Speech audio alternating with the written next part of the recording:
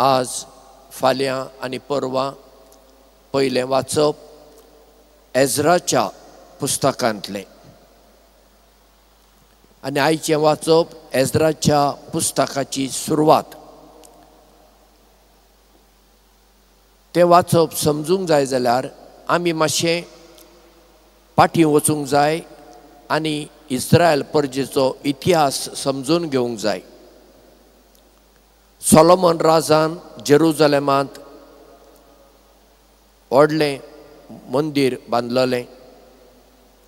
तो संपलो, ताचे पूत आयले, ते संपले आनी इस्रायल परजा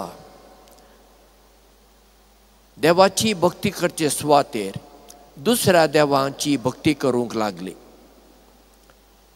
देखून देवाक राग आयलो आनी ताणें बाबिलोनियाचो राजा नेबुकाडनेझर हाचो वापर केलो.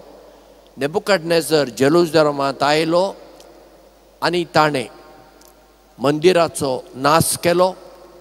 मंदिरांत आसले भांगाराची रुपयाची आयदनां आनी हेर वस्तू आनी इस्रायल परजेक गुलाम करून बाबिलोन शारांत तो घेवन गेलो आनी जेरुजलेमांत फकत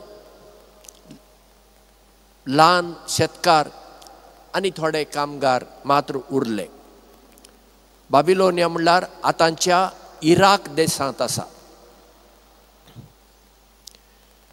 हें घडलें जेजू जल्मोचे सुमार 587 वर्सां आदीं 1587 BC. 50 वर्सां इस्रायल परजा बाबिलोन शारांत गुलाम कशी जियेली. उपरांत बाबिलोनाचेर पर्शियाच्या राजान आक्रमण केलें आनी बाबिलोन शहर आपणाच्या हातांत घेतलें आनी राजा जालो तो सिरूस राजा. आनी ताचो वापर देव करता.